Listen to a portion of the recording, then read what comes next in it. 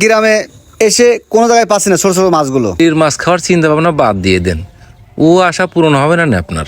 কেন ভাই, আমি এত শখ করে আসলাম একটু ছোট মাছ খাবো, মাছ হবে না কেন? সারা মাঠ ঘুরে আসলাম, এদিন ব্যাগ পুরো খালি, কোনো মাছ নেই ভাই। কাকা কিছু কও না কেন তুমি? মাছ টাছ এখন পাওয়া যাচ্ছে না, এখন মাঠে আর মাছ নেই। কেন, মাছ কি তোমরা বিলিতে সব ধরে ফেলেছো নাকি যে এখন আর মাছ হবে না?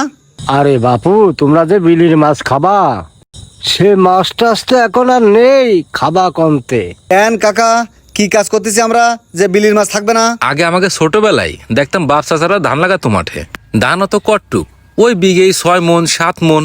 আর এখন দিন যত যাচ্ছে উন্নত হচ্ছে, মানুষের চাহিদা বেড়ে যাচ্ছে, ধান লাগবে বেশি বেশি। এই অতিরিক্ত চাহিদা মেটানোর জন্য আমরা কি করতেছি ভাই? আমরা ধানের বইতে কি দিচ্ছি ভাই? অতিরিক্ত পরিমাণে রাসায়নিক সার, কীটনাশক প্রয়োগ করতেছি।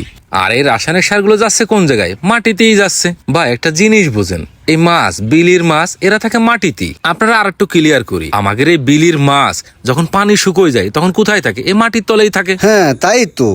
এবার আমরা যখন জমিতে অতিরিক্ত পরিমাণে কীটনাশক দিই, সার মার দিই, এই কীটনাশকের যে বিষক্রিয়া, এই বিষক্রিয়াগুলো মাটির সাথে মিশে মাটির নিচে এই যে মাছের পোনাগুলো থাকে, মাছের ডিমগুলো থাকে, এইগুলো অতি বিষক্রিয়ায় মরে যায় ভাই, নষ্ট হয়ে যায়। এই অবস্থা আপনি বিলির মাছ কোয়ানে পাবেন কোয়ান? আসলেই তো ভাই।